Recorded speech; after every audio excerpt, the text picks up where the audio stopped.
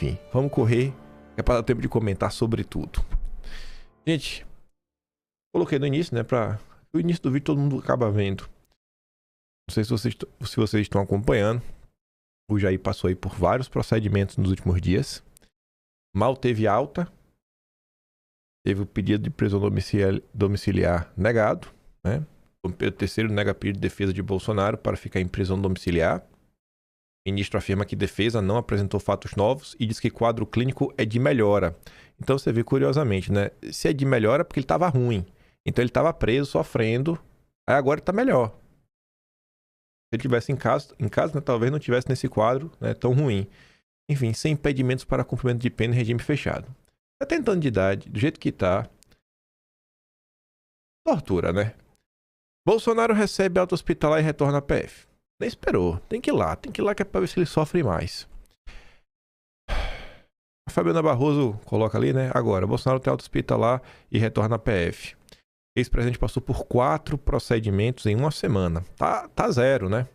70 anos de idade, todo um histórico por conta da facada, 7 cirurgias prévias, mas não, manda pra cadeia aí, vamos lascar com ele. Aí a Fabiana diz, né? Bolsonaro retorna neste momento sair da superintendência, né? Após Dom Pedro III ignorar as recomendações médicas e negar a prisão domiciliar humanitária a qual o Bolsonaro teria direito. Bolsonaro não é o Collor, não é o Lula, né? Bolsonaro é Bolsonaro. E ao lado dele não diz, né? O inédito caso da pessoa que fez 4 cirurgias em uma única semana, com alta em 24 horas após a última e com seus médicos olhando para o chão enquanto falam. Esse daí é o quadro do Jair, né? Se você acha que isso aqui é errado, você é golpista, você é extremista, você é contra o Estado Democrático de Direito, você não pode ter voz, você é um radical. O Carlos escreveu aqui um pequeno textinho falando assim, ó, é preciso dizer com todas as letras, o que está em curso no Brasil não é a aplicação rigorosa da lei, mas um exercício reiterado de abuso de poder concentrado nas mãos de um ministro que ultrapassou há muito tempo qualquer limite aceitável em um Estado de Direito. As decisões tomadas por esse sujeito não apenas violam garantias constitucionais básicas, como expõem deliberadamente Jair Bolsonaro a riscos reais, físicos e humanos. Não se trata de hipótese, de exagero retórico, né, ou de narrativa. Já vimos o desfecho concreto desse método, já teve uma vítima fatal, Carlos está falando do Clezão. A morte do Clezão não foi um acidente, nem uma fatalidade imprevisível. Foi consequência direta de um sistema que normalizou a arbitrariedade, prezou alertas, ignorou a dignidade humana e operou sem freios institucionais. Diante disso, qualquer tentativa de relativizar o que está acontecendo é desonestidade intelectual. A pergunta correta não é se isso pode terminar mal, mas quando e com que custo. Que país restará se mais uma injustiça dessa magnitude resultar em mais uma tragédia? Alguém em sã consciência acredita que haverá pacificação nacional após eventos diários desse porte? Essa pergunta é importante, né? Vai ter pacificação? Como é que você chega para alguém e fala assim, não, vamos ficar agora em paz? Depois de tudo que aconteceu, tudo que rolou, todo o sofrimento aí que a direita vem observando dia após dia, fácil, né, pedir pacificação. Não, vamos ficar em paz, gente, vamos esquecer. Vamos deixar para trás. Foram 7, 8 anos de perseguição abjeta. A gente caçou vocês, impediu vocês de falarem, né? Lesão morreu. Mães de família aí, né, presas por usar um batom numa estátua. Não, vamos ficar em paz agora. Será que é fácil pedir paz? Pacificação diante desse cenário? Será que eles acham que os bolsonaristas são retardados, são idiotas? Ai, eles nem perceberam que nós da Globo fomos um dos pilares principais da comunicação para vender a narrativa, né, que Bolsonaro é um safado, que essas pessoas eram terroristas e que tinham que estar presas. Será que eles acham isso? Que o Estadão também acha isso? Aí o Carlos continua. A tensão institucional não está alta, ela está à beira do colapso. Persistir nessa escala autoritária não fortalece a democracia, corrói sua legitimidade, implode a confiança pública e empurra o país para um cenário de instabilidade profunda. O silêncio cúmplice e a omissão covarde de setores que deveriam zelar pela Constituição apenas agravam esse quadro. Interromper imediatamente essa perseguição política não é favor, não é concessão e não é ideologia. É dever institucional. O Brasil não pode ser governado por decisões personalistas, sem contraditório efetivo, sem limites e sem responsabilidade. Ou se restara agora o império da lei, com equilíbrio, garantias e freios reais ao poder, ou o país caminhará conscientemente para um ponto cujas consequências ninguém poderá fingir que não previu. Mantenha, pai. Eles estão tentando levar para uma situação que, assim, não sei se o pessoal nem vai querer aceitar desculpa, né? Aí depois, esse coro do sem anistia da esquerda, quando virar, né, quando o chicote mudar de mão, eita, aí o povo vai reclamar. Mas vamos lá, vamos falar sobre a turma do Paquito. Paquito e seus amiguinhos. Aí isso que coloca, né? Governo federal caminha para a Globo, assim como o Master também caminha para a Globo. A Globo sempre sai ganhando. Aí são duas notícias. Uma que a gente tinha comentado. Banco ligado ao Master, que é o Will Bank, tem 160 milhões em patrocínio na Globo. Bom demais, né? E Globo recebeu 49% da verba de publicidade de Lula. 462 milhões com anúncios. Pouquinho, né? Pouquinho. Esse é o preço da democracia. Esse é o preço para a democracia ficar de pé. É vocês financiando a Globo. Pra anunciar, gente. É porque é importante, né? É muito importante anunciar os feitos do governo. Tu consegue ver como isso é um absurdo? Se a gente vivesse num país decente, coisas boas, a gente tinha que pedir pro jornalismo noticiar coisas boas. Esse dinheiro no final do dia é pra quê? É pra falar bem do governo. Mas por óbvio. Quer até as campanhas. O que for importante é obrigação da própria imprensa comentar. Nós não comentamos, não vai no boca a boca. Dinheiro no final do dia é pra quê? Pra falar bem. Pra falar bem. Por isso que Lula é tão paparicado pela imprensa. O dinheiro pinga na conta. Com o Bolsonaro não foi assim, né? Aí vai. Ainda era dia 31. E o nosso grande Paulo Gonet, né? Como tá aqui a turma da Malu Gaspar, que o Rafael Mares Moura escreve junto com a Malu Gaspar. Ele, a Malu e o Johan. PGR defendeu envio de investigação a Toffoli por cautela. Parecer de Gonet se concentrou em manter validade das provas. Enfim, o Gonet defendeu parecer sigiloso obtido pelo blog. Isso é curioso, né? Como a turma da Malu Gaspar recebeu mais informação sigilosa? Não foi pelo Google, né? É alguém do Ministério Público? Foi o próprio Gonet? Foi alguém da Polícia Federal? Foi alguém do Judiciário? A manutenção das investigações da fraude bilionária no Banco Master nas mãos do Toffoli por cautela. Sem prejuízo de que, mais adiante, se reveja a questão da competência para cuidar do caso em virtude de fatos significativos que venham a ser revelados. O Brasil não chegou onde chegou, vamos repetir de novo, né? Pelas mãos de uma, de duas, de três pessoas. É todo um conjunto que toca a mesma música, como orquestra sinfônica. É o que a gente chama de regime, de sistema, da máquina, enfim, né? Coisas não são aleatórias. O Gonet ele podia ter batido de frente, não quis. Ele achou que realmente tinha que ficar nas mãos do Toffoli. Aí essa matéria, curiosamente, depois fala o seguinte, né?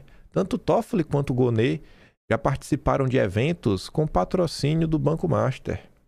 Em abril do ano passado, os dois compareceram ao primeiro Fórum Jurídico Brasil Ideias, organizado por empresa bolsonarista. O nome é Grupo Voto. Tenta entender por que esse Grupo Voto é bolsonarista. A única coisa que tu vai achar é que em 2022 esse Grupo Voto teria feito um almoço que chamou Bolsonaro. Mas é empresa bolsonarista, é. A empresa é tão bolsonarista que ela fez um evento que chamou Toffoli e o Gonet. É bolsonarista demais, né? Na verdade não foi só eles dois. Chamou Toffoli, Gonet, Gilmar Mendes e o Dom Pedro III. Essa empresa é super bolsonarista, né?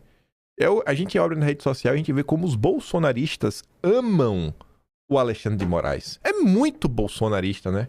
É bolsonarista demais, cara, essa empresa. Menos mal relembra, né?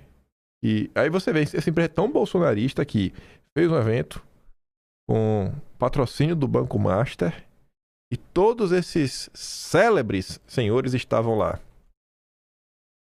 Você não odeia a imprensa o suficiente. Aí vem a Globo de novo. O caso do Master ganhou algumas novidades, né? Nas últimas horas do dia 31.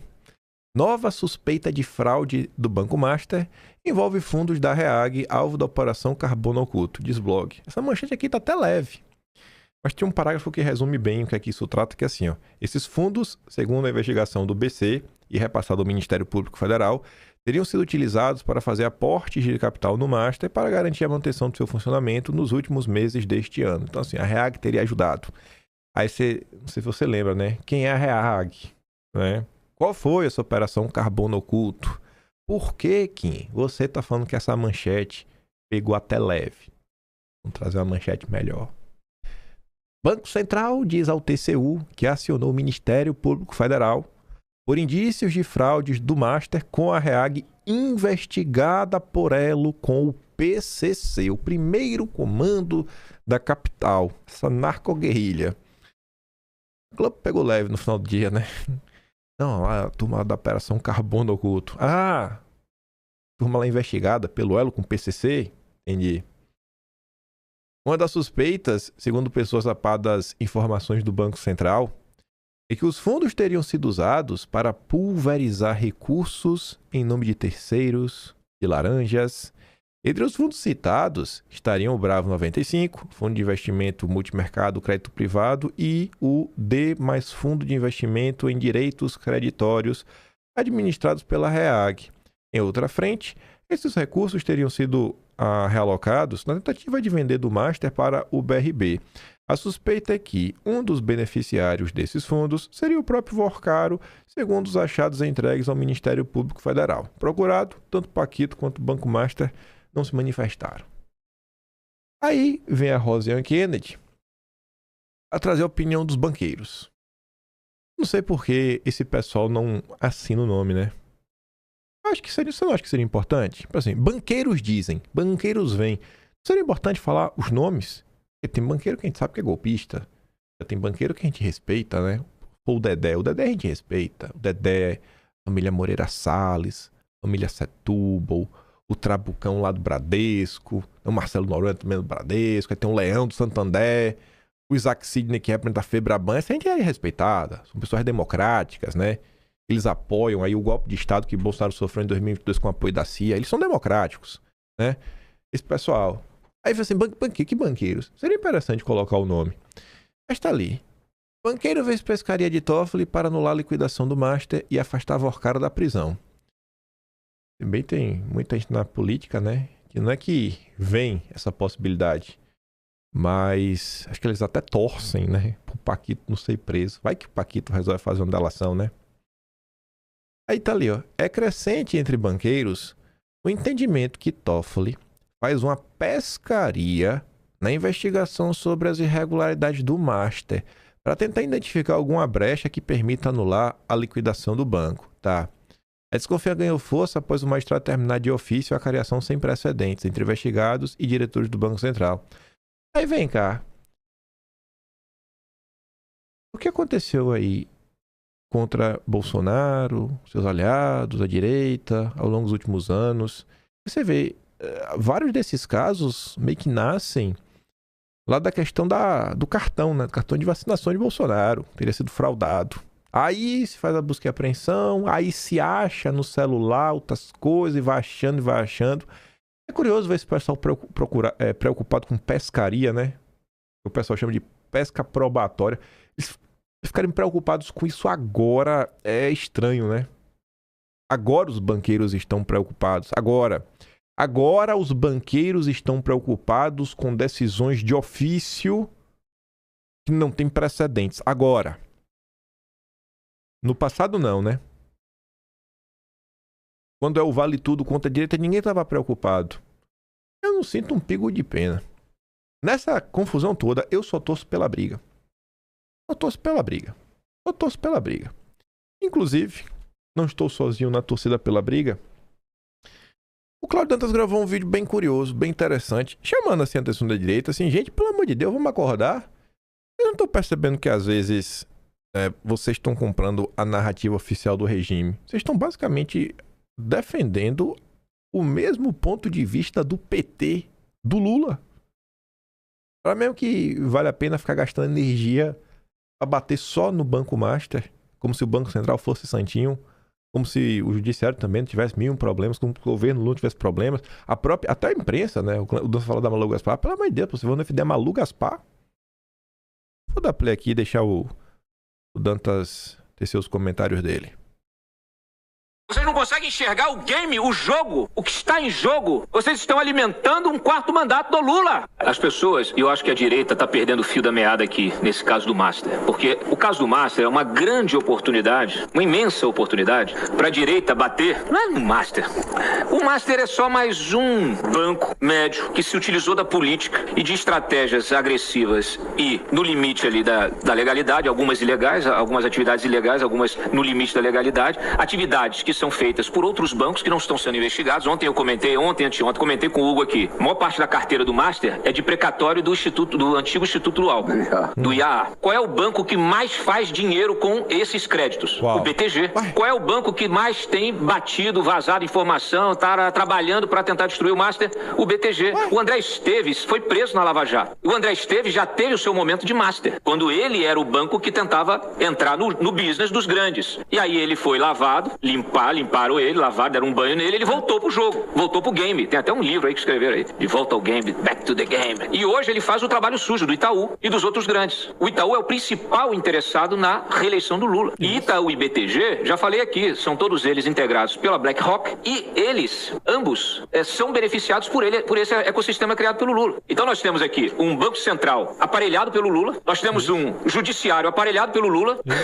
nós temos um mercado e uma mídia associada ao Lula. E a direita está batendo no mesmo alvo. A direita está preocupada em bater no mesmo alvo que o Lula está batendo, que todo o sistema do Lula está batendo. A direita hoje está trabalhando para o Lula. Ontem nós estivemos aqui com o líder, eu até falei com ele, eu falei, por que vocês estão agora passando pano para Globo? Coitada da repórter que agora está sendo atacada por parte da esquerda, porque a esquerda rachou. Mas quando a direita racha, a esquerda cai para cima. Agora a esquerda está rachada e a direita está a ver navios. Vocês são míopes. Vocês não conseguem enxergar o game, o jogo, o que está em jogo. Vocês estão alimentando um quarto mandato do Lula. Não conseguem enxergar isso? Como o Lula sempre beneficiou os grandes bancos e se beneficia dos grandes bancos, do oligopólio. O Lula nunca enfrentou o oligopólio bancário. Sabe quem enfrentou o oligopólio bancário? O Bolsonaro, o Paulo Guedes, o Roberto Campos Neto. Mas até onde eu sei, o Roberto Campos Neto foi aquele que mais trabalhou e mais conseguiu descentralizar esse poder econômico financeiro com as fintechs, que agora estão sendo criminalizadas.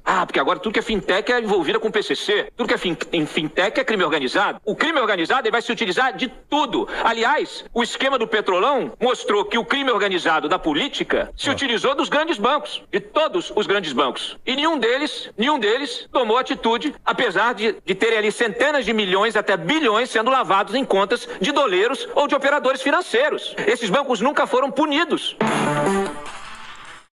Não só nunca foram punidos, se vocês estudarem sobre a Lava Jato, o primeiro setor de chegar, não, vamos resolver aqui, vamos fazer aqui o que tem que fazer para tudo ficar de boa, é o setor dos bancos. Tem que pagar alguma multa, a gente vamos aqui, vamos resolver, e vida que segue. E vida que segue. Cadê os departamentos aí de compliance desses bancos? E, gente, ó, pensa só o seguinte, né? Moramos num país que a maior parte da população ganha, sei lá, até 3 mil reais. Vamos botar que seja 5 mil reais. 5 mil reais, ó. 5 mil reais vai dar 60... Vamos botar que tem o 13º, mais um terceiro... Eu vou botar os 5 mil reais líquido. 5 mil líquido. Só não vou contar depois imposto de renda, né? Mas vou, assim, o que paga de FGTS, nem vou computar isso. Vamos pegar só o 5 mil vezes 13, tem um 13º, mais 5 mil dividido por 3 e dá 1.600. Então pronto. 5, 2, 3 vezes 13 mais 667. Dá mais ou menos 66.667. Aí agora vez só. Botei aqui. Pronto. Só dar uma pausa aqui. Vou fazer a conta mais rápido. Pronto. 66 mil, né? 5 mil líquidos, uma pessoa. O Brasil de Lula, o Brasil dos bancos. Imagina o seguinte. Essa pessoa que ganha 5 mil líquido, ela trabalha muito. Segunda a sexta, correria muitas vezes sábado, domingo, feriado, 5 mil líquido. Só não tô contando depois que eu quero pagar imposto de renda. Né? E depois, obviamente, que vai ser... Mas se bem que agora... Enfim. Suponho que depois tem que pagar imposto de renda, algum tipo de imposto. Uma pessoa com dinheiro que tem 1 milhão em dinheiro. Gente, 1 milhão em dinheiro, a gente tá falando de banqueiro da Faria Lima, não. 1 milhão em dinheiro é às vezes, classe média alta, advogado, médico, engenheiro, muita gente aí, dentista. Partir para da Faria Lima, Maria, tá falando de gente que tem 10, 20, 30 milhões, etc. A pessoa que tem 444 mil reais, coloca aí na Selic a 15%, vai ter em um ano, só de juro, 66.667. O cidadão comum que trabalhou mais de 220 dias no ano para ter os 5 mil líquido, a pessoa que tem 444 mil não fez nada. Foi tipo assim, de braço cruzado em casa e ganhou mais dinheiro que a pessoa. Você acha que um país assim funciona? Eu acompanho o pessoal da Fintwitch, né? Que é os twitteiros lá da Faria Lima. Aí direto eles colocam lá imagem das carteiras.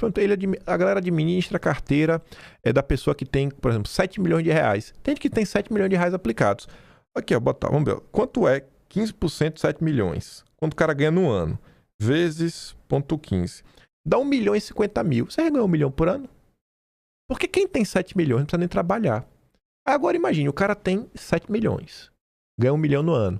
Ele fala, bicho, eu vou ter uma vida só de classe média, básica, sabe? O ano tem 12 meses, ele vai gastar só 50 mil reais por mês, porque ele é um cara econômico. Ou seja, ele vai gastar 600, ele ganhou 1 milhão e 50, ou seja, ainda sobrou 450 mil que ele reinveste. Aí os 7 milhões que ele tinha vira 7 milhões e 450. Ele só viveu com 50 mil reais, sem trabalhar. Sem trabalhar. Agora, escale isso para quem tem bilhão.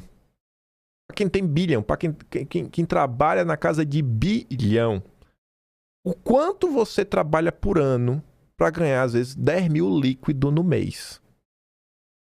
10 mil líquido no mês é 120 mil no ano. O cara que tem 7 milhões ganhou 1 milhão sem trabalhar. Você tá entendendo? Você tá entendendo o que é o Brasil do Lula? E quando você questiona os juros irreais do Brasil, aí você é um maluco. Como assim? Não, o Brasil precisa ter juros assim porque o Lula gasta muito. Precisa mesmo, né? É por isso que o Brasil tem o segundo maior juro real do mundo, maior mesmo do que a Rússia, um país em guerra, sancionado, lá na casa do inferno, lá na Ásia Oriental. E também na parte da Europa, né? No leste europeu. Se tem alguém errado nessa história, como falou, eu mesmo não suporto o Roberto Campos Neto, mas nesse ponto que o Claudio falou, desse trabalho de descentralização para você ter outros bancos, cara, isso é real. Até mesmo aquele projeto do FGC que falava, vamos pegar o FGC e vamos subir 250 mil para 1 milhão, isso não é de todo mal, porque tem muita instituição bancária pequena que às vezes quer captar algum dinheiro, assim, para até captar dinheiro para você também poder fazer empréstimo, mil uma coisas, e oferecer taxas melhores para os clientes. Se o FGC é maior, as pessoas se sentem mais confortáveis para comprarem CDBs. Tem gente que vai, né, usar o CDB de maneira errada, talvez seja o caso do Banco Master, né? É o que a imprensa aí vem relatando. Agora, de quem é a obrigação de garantir que a coisa não vai ser usada de forma errada? Também são dos fiscais, né, dos reguladores, do próprio Banco Central. E aí, como é que está sendo feito com esse dinheiro captado? Se você pegar a história do BTG, como o Claudio falou, eu já conheci algumas pessoas que me contaram. O BTG teve um comportamento lá atrás, em termos de tomada de risco, similar. Fazia muita operação que, às vezes, bancos maiores não queriam fazer. Falar, cara, vamos ver, vamos sentar, vamos olhar. Às vezes, um empresário estava na situação que um banco não queria dar dinheiro. O cara falou, não, vamos tentar costurar aqui um cenário que, se perder, a gente não perde muito, mas se ganhar, a gente vai lavar a jega. Vamos tomar esse risco. E ia fazendo, e foi crescendo, foi crescendo, foi crescendo. Esse é o Brasil do Lula, é o Brasil dos bancos. Os bancos são um dos grandes problemas a serem combatidos neste país. Quem financia toda a classe jurídica é quem? São os bancos. Olha a quantidade de gente que tá falando assim, cara, para que eu vou comprar uma casa?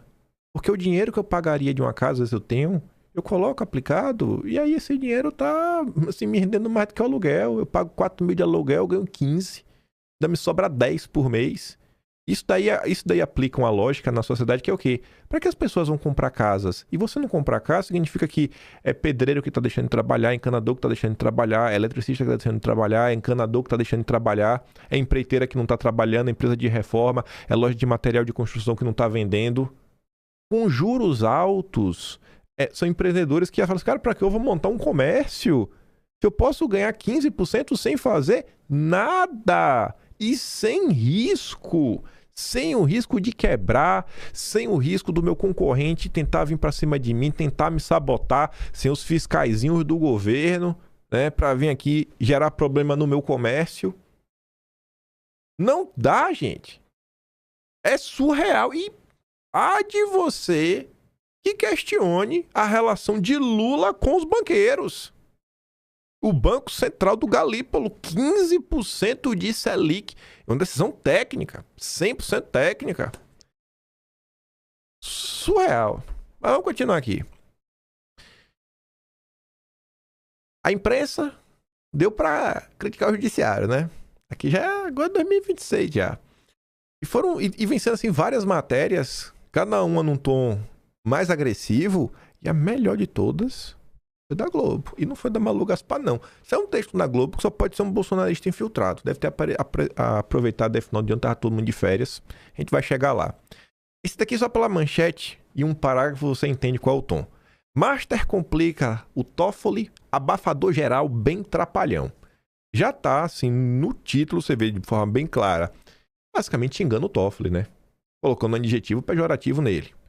E aí, o Marcos Augusto Gonçalves termina falando o seguinte, ó, o Brasil não dá sossego, o caso Master vai nos acompanhar por bom tempo. Eu acho que sim, né? A gente vai chegar na eleição falando disso. Serão grandes as apreensões e variadas as tentativas de manobras no ambiente político cada vez mais delinquencial que se alastra pelo Congresso. Esse ambiente de delinquentes, vocês já perceberam que nunca envolve os políticos de direita? Porque no Brasil até o crime tem ideologia. Os crimes do Centrão são os clássicos crimes do colarinho branco. Os crimes da direita é o quê? Golpismo. Atentado ao Estado Democrático, discurso de ódio. São os crimes da direita. Né? É fake news. Normalmente é falar a verdade, né? Enfim, aí diz, né, que esse clima delinquencial se alastra pelo Congresso e outras instituições da democracia. Quais outras? Tá falando do judiciário, é? O Titanic continua em rota de colisão com iceberg. Veremos. Então tem que abafar, né? Pra tentar impedir esse caos. Aí vem o William Vac. Atuação do Supremo no escândalo do Banco Master terá consequências eleitorais. Se não tá claro na manchete que ele tá falando do bolsonarismo, até o final ele vai deixar isso claro. No subtítulo ele já fala assim, ó. Degradação da imagem do Supremo, ao contrário do que criam alguns de seus integrantes, não é mais uma questão circunscrita a golpistas ou direita extremista. O principal resultado até aqui da operação montada no Supremo para tratar do escândalo do Paquito é acelerar o descrédito da instituição. Um fator que as agências de risco político internacionais já apontam como relevante para a campanha eleitoral do ano que começa.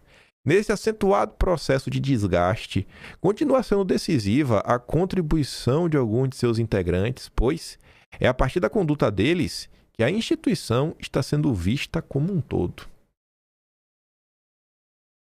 Obviamente que a instituição não é um indivíduo. Agora, é curioso assim, não de alguns quantos. Porque fica parecendo que é pouco, né? Fica parecendo que é pouco, né? E aí tem uma atuação que você não reclama. Até do Mendonça. A direita tá reclamando. Mendonça tem uns momentos aí que se passa aí feio, né? E vide agora essa última aí trabalhando pela aprovação do Messias. Pelo amor de Deus. Assim, se o Mendonça já tá sendo alvo de críticas, imagine os outros. E fica parecendo que não. Foi só um ali. O resto da instituição é maravilhosa, né? Ninguém erra. Nada de relevante se obteve, além do que a defesa dos investigados, esclarecimentos públicos por parte do Banco Central já haviam dito. Ele tá falando da cariação no final, né? Mas foi devastador nesse episódio específico o espetáculo da pressa, improvisação, caprichos e empenhos pessoais de um ministro transformado em investigador de um setor, né, o financeiro, do qual ele notoriamente pouco entende. Já saiu em defesa dos bancos. Dando ordens remotamente de casa, isto é, de um resort de familiares. O efeito foi de levantar sobre o próprio Supremo uma pergunta que jamais deveria ser cogitada sobre uma Corte Suprema, sobre quais seriam, no fundo, seus objetivos ao se dedicar ao escândalo do Master. Quem também fechou o ano se questionando isso foi o Mário Sabino, lá do Metrópolis. Tem mais de um jornalista no consórcio se perguntando, né, quais são os interesses. É aí que entra a questão político-eleitoral. Quem conseguiria dar um jeito? E de que maneira nisso tudo? Quem, rapaz? Quem é? Deve ser o Tarcísio. Deve ser o do Zema, né? O Ratinho Júnior. Né? Que deve dar um jeito. O Caiado. O Caiado vai dar um jeito aí. O Boulos. Vamos eleger o Boulos pra ele dar um jeito nisso. O Lula também, né? Acho que a resposta é muito óbvia, né? Acho que só o bolsonarismo vem se colocando como a grande força contra o que está isso daí. Sem querer fazer concessões. E a maneira passa pela maioria no Senado, né? Assuntos tratados por cortes supremas, aborto, por exemplo, sempre fizeram parte de embates políticos partidários. Mas o que está em disputa agora é o próprio papel e atuação do Supremo. A degradação da imagem do Supremo, ao contrário do que criam alguns de seus integrantes, não é mais uma questão circunscrita a golpistas ou direita extremista. É um fenômeno de grande magnitude e sedimentado muito além das camadas de elites econômicas, tornou-se um fator relevante na composição do descrédito geral e já bem antigo em relação a instituições como o judiciário. É evidente que esse fator contribui diretamente para bandeiras políticas da oposição ao atual governo, tradução, para os bolsonaristas, cuja existência é diretamente associada ao Supremo. Qualquer marqueteiro político reconhece que nesse ambiente a bandeira da defesa da democracia tem menos força do que suspeitas de grandes interesses pautando o comportamento de integrantes do Supremo. Como qualquer marqueteiro político sabe, relevante aqui é a percepção pública dos acontecimentos, pois essa perseguição o verdadeiro fato político e essa percepção que vai guiar o voto. A bandeira bolsonarista tradicional anti-Supremo era vista como um arroubo radical fútil e antidemocrático. Mas o tempo foi passando. O vocabulário político alemão, que alguns ministros conhecem bem, ele está falando do Gilmar Mendes, que adora os alemães, define o perigo do que está acontecendo. A postura bolsonarista virou Salonsfähig. Nem como é que se fala isso. Ou seja, tornou-se plenamente aceitável. É mesmo, é? A postura dos bolsonaristas tornou-se aceitável? Rapaz, que coisa, viu? Que coisa. Esse foi o texto mais ácido contra todo o Supremo aí, acho que nas últimas 2 semanas. Eu acho que se aproveitaram aí das férias, ano novo. Família Marinho, dona da Globo, devia, sei lá, tá curtindo a vida doidada. O chefe de redação devia, sei lá, já tá louco de cachaça. E aí veio ali o Idelber Avelar pra falar. O juiz, a jornalista e o servo. Eu já quero adiantar que eu discordo desse texto. Acho um texto golpista. Eu acho que ele inclusive devia ser preso. É assim que se trata no Brasil, né? Quem é golpista, quem discorda do judiciário. Aí ele veio falar assim, ó. O juiz e a jornalista são as mesmas pessoas que sempre foram. Ele é da linha capanga. Linhagem capanga. Pra mim aqui já tava preso, né? Falar que o Dom Pedro III é da linhagem capanga, isso aqui, gente, é um ataque ao Estado Democrático de Direito. Prometendo, com enxada, erradicar do continente uma planta que a humanidade usa há 5.000 anos. Quem se lembra dos massacres policiais em São Paulo em 2013 sabe quem ele é. A jornalista também sempre foi a mesma, autora de livros que destrincham o funcionamento do capitalismo das empreiteiras, ou seja, dos campeões nacionais em parceria com o PT. Ela é hoje execrada pelo grupo político que antes a citava. O motivo é o de sempre, todos sabem que ela relata a verdade. Como o juiz deveras foi firme em seu repúdio à tentativa de golpe, E como no Brasil não aceitamos a ideia de que a personalidade estatal possa cumprir sua função sem que se instale uma dinâmica sebastianista de crédito infinito, a megalomania do juiz prosperou. Já chamou de maluco. Eu já tinha aprendido aqui na solitária. O setor progressista da sociedade se ajoelhou em frente ao juiz. Aos poucos que apontavam seu caráter autoritário, havia a resposta. Você está fazendo o jogo da direita? Você quer um golpe de Estado? Você é fascista, é? E o Bolsonaro, hein? O petismo realizava um sonho que já dura 20 anos. Catalogar como golpista toda e qualquer oposição que realizasse isso pelas mãos do juiz, que o próprio petismo qualificara como um fascista produto de golpe, é um desses oxímoros da história brasileira. Dom Sebastião se encarnava na figura de um juiz, agora idolatrado pela esquerda. Não custa lembrar que, poucos anos antes, o país havia tido outro Dom Sebastião encarnado em juiz, só que idolatrado pela direita. Ele está falando do Moro.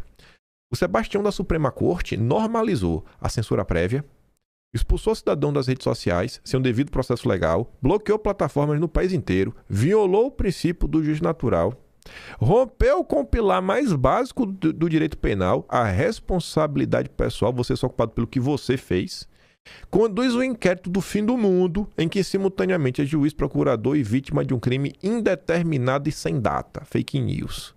Enquanto isso, dá-lhe converscote patrocinado por entidade privada que o juiz pode vir a ter que julgar amanhã. É nesse contexto que a jornalista publicou seus achados.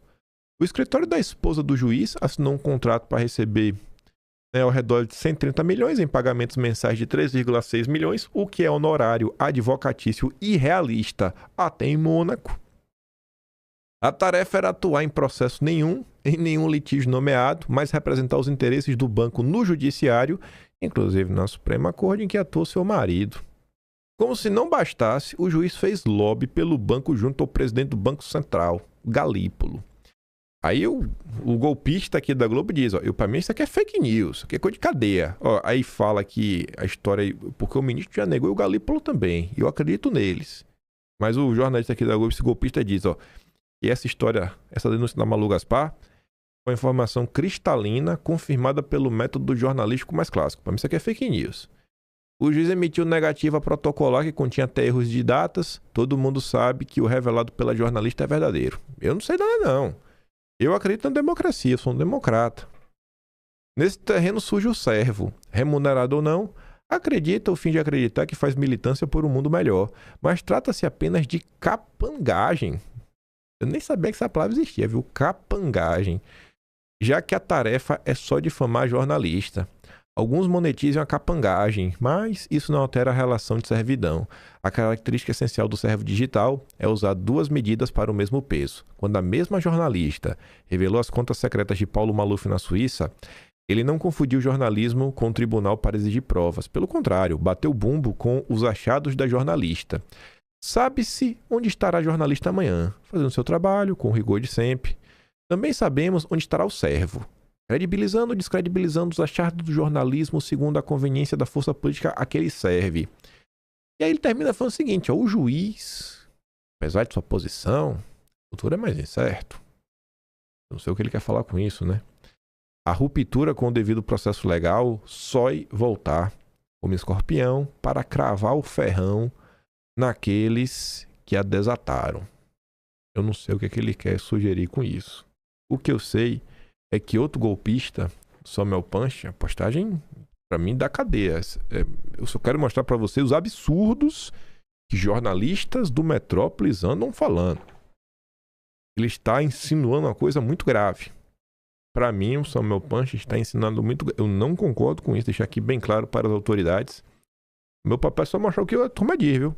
Vá atrás do consórcio lá do Zé Estevão, o Igor Gadelha, né? Mário Sabino, Luiz Vassalo, Paulo Capelli. Eu sou democrata.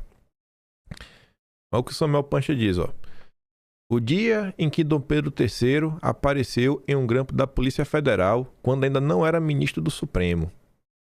Lá vai, né? Já começou mal. Em novembro de 2015, Dom Pedro III ligou para um desembargador do TJ de Minas, que era investigado por supostamente tem uma funcionária em seu gabinete que não exerceria suas funções e devolvia parte do salário ao magistrado.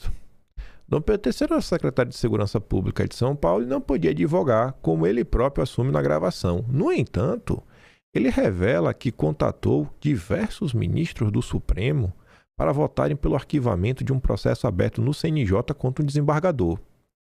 Aí que vem agora a insinuação, ó. E por que isso tem relevância hoje? No caso do Banco Master, Dom Pedro é acusado de fazer lobby, a mesma acusação que o ministro sofreu quando essa interceptação telefônica foi divulgada. No caso de 2025, Dom Pedro III nega ter atuado em favor do Banco Master.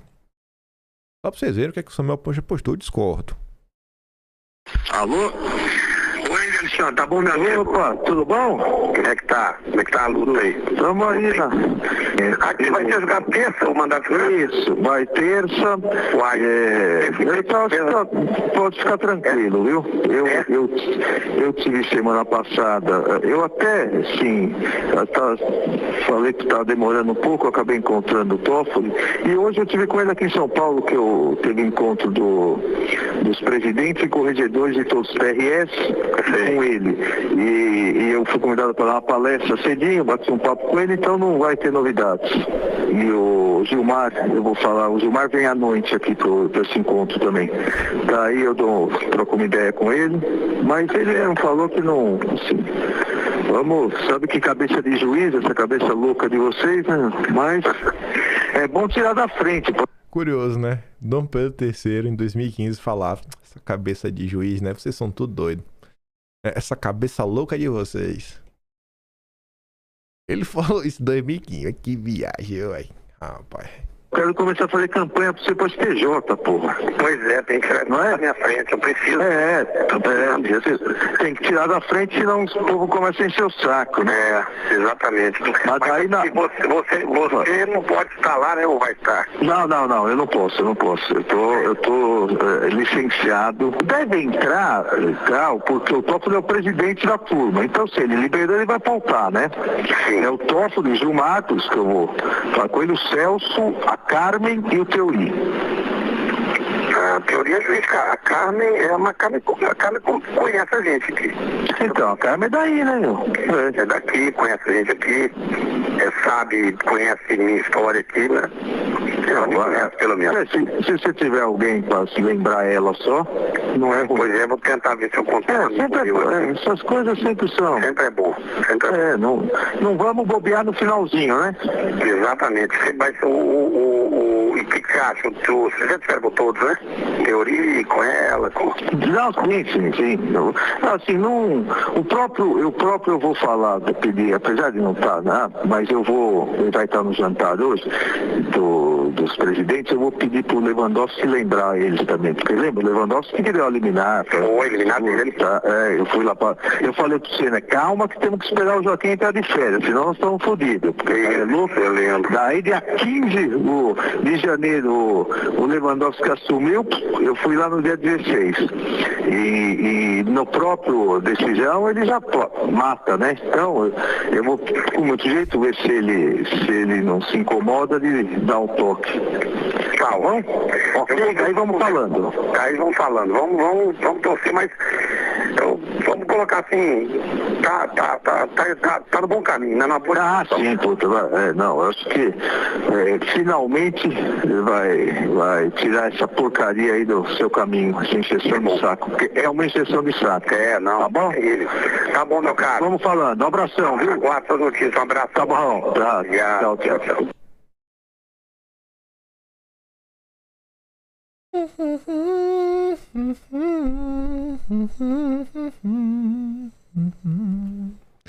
Viva a democracia, viu? Eu adoro democracia. Fala a verdade, existe algo melhor que democracia? Melhor invenção da humanidade, né? Tá doido. Até Deus ama a democracia. Deus não criou. Deus deve olhar assim e falar, que inveja, viu? Os seres humanos criaram democracia. Não é qualquer democracia. A democracia brasileira, a democracinha. Imagina, Deus deve estar lá do céu olhando e falar, rapaz, velho, com todos os poderes que eu tive, eu não consegui criar democracia, velho. Como os brasileiros criaram. Chupa, né? Ai de você que acha ruim, viu? Você é o radical bolsonarista. Aí eu sei que o ano virou. O Estadão resolveu começar o ano apontando o dedo na cara de todo mundo. Mesmo do bolsonarismo, né? Mas basicamente falando o seguinte. Quando o poder vence o direito. O Estadão falando que basicamente entrou num cenário que cada vez mais o povo aí vai optar por uma barbárie porque ninguém aguenta mais o império, a democracia. O pessoal não consegue compreender como a democracia é importante. O poder sem direito é cego, mas o direito sem poder é vazio. Essa frase de autoria do Norberto Bobbio sintetiza a relação de interdependência entre poder e direito nas sociedades liberais. Essa relação, porém, encontra-se desbalanceada no mundo e no Brasil de hoje. Aí cita aí na invasão da Ucrânia pela Rússia, de Putin, né, as operações militares americanas no Caribe sob o governo do Trump, passando pelas ações de juízes e representantes políticos brasileiros. O direito vem sendo rebaixado à vontade desses agentes. Pois é. A frase do Bob é lapidar. De um lado, o direito fundamenta e orienta o poder. Através do direito, um poder arbitrário torna-se um poder autorizado e regulado. De outro, o poder concretiza o direito. De nada adiantam as normas jurídicas sem um poder capaz de fazê-las serem respeitadas. Direito e poder são duas faces de uma mesma moeda, embora no Brasil de hoje, né, seja fácil perceber qual dessas faces é a mais visível. Começando pelo poder que não se preocupa sequer em simular obediência ao direito. É o poder exercido por facções criminosas em largas proporções no território nacional. Nesses locais, a ordem que vigora não é a Constituição de 88. É a Constituição do crime, né? Ali a ordem do bandido é mais efetiva que a ordem do Estado, seu poder local acima do direito estatal. Há também o poder que maneja o direito para dissimular a arbitrariedade de seu exercício. É o caso do criador das fake news, conduzido por Dom Pedro III. Como dito e repetido nesse espaço, os méritos do Supremo no combate ao golpismo são indeléveis. Aí já acabou o editorial, né? Mais uma vez o Estadão reforça a importância da luta contra o golpismo. Enfim, isso não apaga, porém, o fato que Dom Pedro III assumiu um inquérito que deveria ter sido distribuído por sorteio, que o conduz há quase 7 anos, sob sigilo, sem perspectivas claras de conclusão e que acumula em determinadas apurações a posição de vítima e julgador, exemplos de excessos do poder sobre o direito. Outro caso é o da recente decisão do ministro Gilmar Mendes sobre impeachment. O decano do tribunal acordou um processo dormente para invalidar sozinho disposições consolidadas de uma lei que permitia a todo cidadão denunciar ministro do Supremo por crime de responsabilidade. Quando a Câmara dos Deputados, com esse mesmo espírito de corpo, tentou criar uma blindagem para os parlamentares, milhares de brasileiros saíram nas ruas para protestar. Não tinha nenhuma blindagem para parlamentar, mas apenas resguardar as prerrogativas que foram abandonadas por conta do Supremo. E não foram milhares de brasileiros. Foi uma operação com apoio da Globo e a turminha do Caetano Veloso, né? Foi show pelo país. Não foi protesto, foi show, disfarçado de protesto. Ele não bota ninguém na rua. No Legislativo, né, vai lá o Batoré. Diante da cláusula constitucional que confere ao Senado a prerrogativa de aprovar ou rejeitar o candidato indicado pelo presidente da República para o Supremo, né, Batoré se sentiu autorizado tanto para indicar um candidato alternativo quanto a retaliar o Executivo por não atender. Ele queria emplacar o Pacheco. Por fim, Executivo e Legislativo prosseguem sua cruzada contra diversos princípios constitucionais em nome da continuidade de uma distribuição de recursos públicos, não raro obscura, sigilosa, descontrolada e inefetiva, uma nova reedição do aparelhamento imortal do orçamento secreto. Aí ele fala tudo isso pra quê? Porque ele começa o ano falando isso, a gente tá no caos. Tá no caos, né? Então, a desenvoltura dos detentores do poder diante do direito parece ter se tornado um espírito do tempo. Tomou conta do Brasil. Pesquisas internacionais mostram que cidadãos de diversas democracias estão mais dispostos a tolerar comportamentos de viés autoritário que resolvam os problemas. Tradução, né? Por voltar no Bolsonaro. Alguns desejariam retomar ao tempo do governo dos homens. O jornal prefere o das leis. E aí, para exemplificar, né? Só esse finalzinho de ano que acabou acontecendo. Por exemplo, TJ do Rio de Janeiro gasta R$518 mil em curso de inteligência artificial para desembargadores na Itália. Aí o Arthur coloca, né? IA na Itália. O teu dinheiro bancando o curso pro TJ aprender IA na Itália. Viva a democracia, viu? Deus tá lá no céu se questionando por que ele não inventou a democracia brasileira antes. Ministério Público da Bahia entra com ação contra Cláudia Leite por mudar a letra de música. Ela colocou lá Yeshua no nome, né? Trocou lá o nome de Iemanjá e não pus não. É 2 milhões de reais de multa. Dano moral coletivo. Eu quero saber se eu tô nesse coletivo, porque eu também sou baiano, né? Vou ganhar algum dinheiro aí, nem que seja R$1. Quero saber pra quem vai esse dinheiro aí, desse dano moral coletivo. Porque eu não tô recebendo nada. Aí, você corta pro governo. Inquéritos por ofensa a Lula disparam e mira autor de Zé Pilantra, né? Na verdade, Zé Pilantra e até rede de Wi-Fi que o chama de ladrão. Você que faz o Wi-Fi, Lula ladrão, você vai ser preso. Um cara que foi alvo aí era pintor. Imagina o risco pra democracia, viu? Realmente, se com um batom e a tinta sai com água e sabão já é 17 anos de cadeia, imagina o pintor, né? Pintar de tinta epóxi. Meu Deus do céu. O governo federal fez nos últimos anos ao menos 57 pedidos de investigação sobre supostos crimes contra a honra do Lula, incluindo episódios em que pessoas gritaram Lula ladrão nas ruas e o caso de um militar que bateu uma rede de Wi-Fi com a mesma frase. Aí, a Folha de São Paulo, a mesma Folha de São Paulo daquela matéria, posta liberdade de imprensa dá assalto sobre Lula. Faltou o Estadão apontar o dedo para a imprensa. Saiu uma pesquisa seguinte. 52% acho que Bolsonaro tinha que estar preso mesmo. A pesquisa, para mim, podia dar outra manchete, né? 48% dos brasileiros não são mais enganados pela imprensa. É um avanço muito grande, gente. Sem internet, a gente jamais teria chegado até aqui. Aí vem Fernando Schuller. Liberdade sem chance de erro não é liberdade. Ele vai falar de um resumo desses casos e mais uma vez que o Brasil marcha pro buraco. Retratações públicas por incorreção política são uma espécie de marco universal das autocracias. Nos tempos duros da União Soviética, uma crítica a Stalin rendia uma expiação pública e depois coisa pior. Igual no Brasil, né? E depois está Cuba. Me lembro disso quando vejo um país bizarro em que vamos nos convertendo, país que exige uma retratação pública de uma cantora de axé, Cláudia Leite, por cantar Meu Rei Yeshua ao invés de Rainha Iemanjá, na música Caranguejo no show na de verão, retratação em multa de 2 milhões de reais.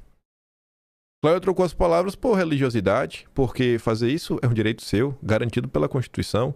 Se os autores quisessem mover um processo de direitos, né, de autor, ok, mas não o Estado.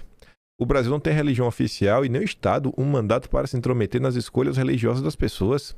Este caso vai em linha com a ação movida pela AGU contra uma produtora de vídeos pelo documentário sobre o julgamento da Maria da Penha. Cidadãos são livres, deveriam ser, né? Para produzir suas interpretações sobre a história. O próprio Supremo foi nessa linha quando garantiu a liberdade para as biografias. É evidente que qualquer pessoa que se sentir ofendida pode mover um processo. São crimes contra a honra. O absurdo é o Estado congelar uma visão da história, num exercício à la Orwell no 1984, e mandar punir qualquer desviante. Se a moda pega, qualquer releitura histórica seria um crime potencial. Que tal contar a história de Tiradentes de um jeito, né, pouco respeitoso? E um filme satirizando Carlota Joaquina. Alguém se lembra de uma coisa dessas? De um país irreverente em que mesmo a sátira politicamente incorreta, né, fazia algum sentido? Caso similar ocorreu no sul do país. A Universidade de Caxias, uma universidade privada, fez um memorial com o acervo do ex-presidente Geisel. Não era proselitismo político, mas uma exposição histórica na biblioteca. Só meio questão de factual. Adivinha? Ação do Ministério Público para proibir, multa de 1 milhão de reais e obrigação de colocar no lugar uma amostra sobre as vítimas da ditadura. Muita gente acha ótimo essas coisas. O PT, o Estadão, a Globo, o Supremo, Lula, né, o Centrão. Como gosto de história, me lembrei da França de Luís XIV, depois de Fontainebleau. O catolicismo oficial, que os reformados e outros errados celebrando seu culto às escondidas. Quem sabe seja o nosso destino, cantar o caranguejo baixinho do jeito que se deseja à luz de velas, né? Pra ninguém notar. Ele diz na parte dele, né? Ele quer a distância desse destino.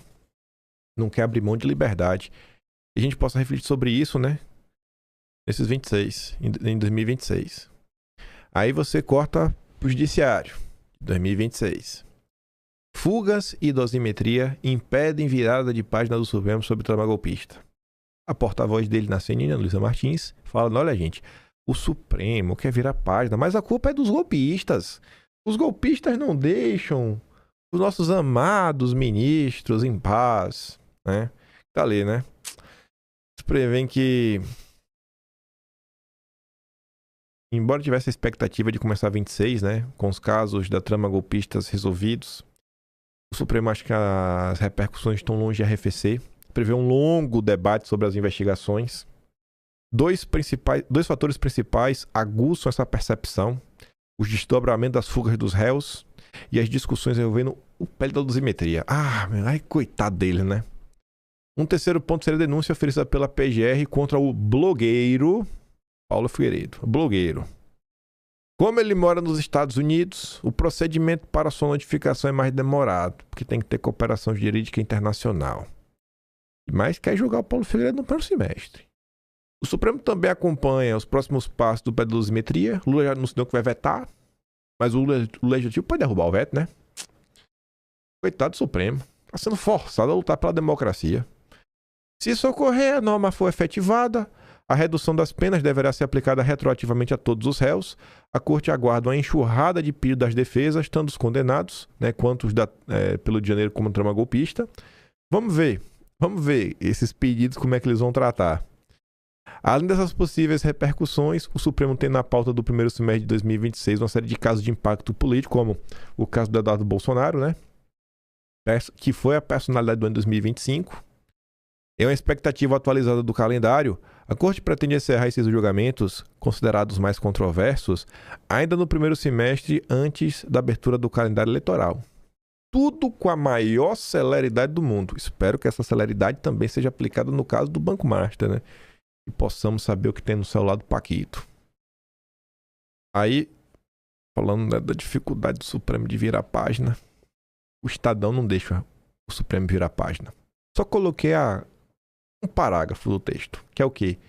Foi a decisão de punir Felipe Martins e tantos outros, porque o Silvinei Vasquez buscou exílio em El Salvador. Ele falou: não, o povo também pode fugir. Punir alguém pelo que outros fizeram, ou pelo que se imagina que possam vir a fazer, que vale instaurar no país um direito penal por projeção. Chamamos assim. A legislação brasileira não admite punições coletivas. Não admite, né? Não admite, não. Tá vivendo em 88. Não conhece o Supremo. Aí cita lá. Eu não tô nem pra... Eu não leio pra... A Constituição não existe. O que existe pra mim são as palavras dos democratas. E os ministros do Supremo são democratas, logo apoio eles. Isso não autoriza a flexibilização de direitos e garantias fundamentais, nem a substituição da prova individualizada por suposições de comportamento grupal. É alarmante que isso não seja considerado pela mais alta corte da justiça brasileira. Pois é, né? Aí o Fernando Schultz disse que 2026, a eleição de 26, vamos funcionar como uma espécie de plebiscito das ações do Supremo nos últimos anos. Em parte eu concordo com ele, mas sendo bem pé no chão, né, gente? Não é todo brasileiro que realmente entende o que está acontecendo, que vai direcionar seu voto de acordo aí com o que o Supremo andou fazendo. Mas ele diz, né? Apesar de uma postura mais crítica por parte da sociedade brasileira frente às últimas ações do Supremo, é ilusório acreditar que haverá algum tipo de autocontrole por parte dos integrantes da Corte. Apostar em algum controle externo, considerando a atual formação do Senado Federal, cara, também é um cenário descartado, né? Se o Senado não exerceu o seu poder de controle nos últimos anos, o que é que vai fazer agora? Para Schultz, o elemento central que poderá mudar o comportamento do Supremo passa pelas eleições de 26. Elas vão funcionar, entre muitas coisas, como um plebiscito sobre a ação do Supremo no Brasil nos últimos anos. E é isso. Eu não vou comentar de novo sobre o relatório do OEA, porque eu quero comentar tudo de uma vez, senão vai ficar muito longo. Já fiz um vídeo longo ontem, eu tô com a voz meio cansada. Pode não parecer, mas tá. Tô dando aqui uma forçadinha, mas é isso.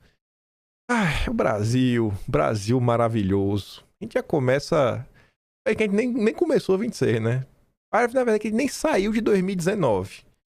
2020, coloque quando você quiser aí a data dessa perseguição implacável. O que eu sei é que eu te peço para votar em mim no iBest. Se você não votou, me ajude a garantir o tricampeonato. Eu ficarei muito feliz mesmo, viu? Tenho certeza disso. Poder falar alguém foi 3 vezes o iBest. Deixe minha mãe feliz. Minha mãe vai ficar feliz também, né? Meu pai também. Vários de vocês que me tratam aí como sobrinho do Zap, né? O neto do Zap, minhas avós aí amadas. Você olha pra mim, eu sou um cara. Se eu não falar quantos anos eu tenho, você adivinha? Falar que eu tenho 20.